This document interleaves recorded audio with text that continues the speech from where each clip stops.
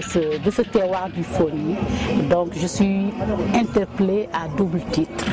Donc ça a été vraiment un grand moment de rencontre, un grand moment d'échange que j'aimerais qu'il se perpétue dorénavant et que cela fasse partie de l'agenda culturel de Bignona. Mais je suis tout à fait en phase avec eux, comme je l'ai tantôt dit dans mon discours. Je suis plutôt en phase avec eux parce que c'est avec le culturel où tu arrives à faire le brassage de tout un monde que tu peux essayer de véhiculer ton message.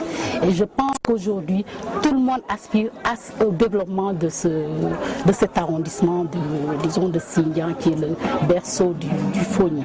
Donc, et on ne peut pas dire développement sans parler de paix. Et on est interpellé à double titre.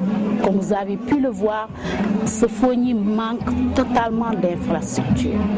Avant d'arriver ici, vous avez des routes qui sont vraiment dans l'état dont vraiment n'est pas disons l'état est vraiment déplorable.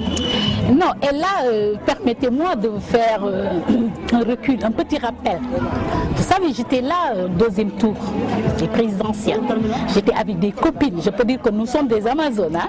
On est venu de Dakar, on est allé jusqu'à Djibidjo. Demandez, on a fait là-bas un après-midi où on a mangé là-bas.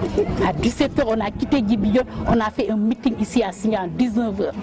Ça, c'était pour le deuxième tour de Macky Sall. On est arrivé à Kanyaro à 21h. Nous sommes rentrés à 22h à Bignona. On a abattu un travail de terrain.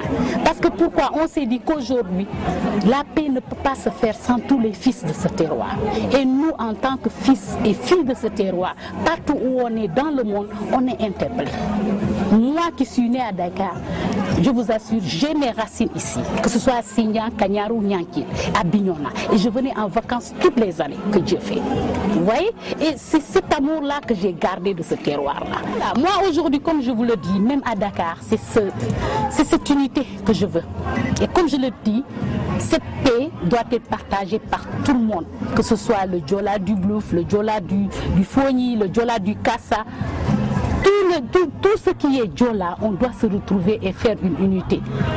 Et cette unité doit se retrouver parce que, comme on dit, le ministre l'a tantôt expliqué, il peut y avoir mésentente parce que tu ne connais pas l'autre culture.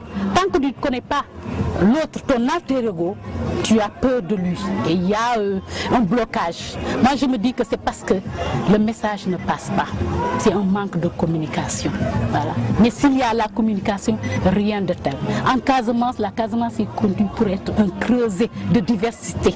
Et vous avez toutes les diversités culturelles ici. Vous avez le ballon, le saucé, il y a tout. Moi j'ai l'habitude de dire que Ziguinchor c'est la ville la plus africaine du Sénégal. Moi j'ai l'habitude de le dire.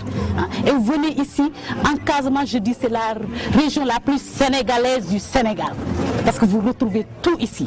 Donc d'abord qu'on se fasse cette unité entre nous, qu'on parle avec nos amis, nos frères qui sont de l'autre côté parce que ce sont nos frères. Ce sont nos frères. Voilà. Donc qu'on fasse, qu'on s'entende et qu'on œuvre pour le développement de ces terroirs-là qui nous est si chers.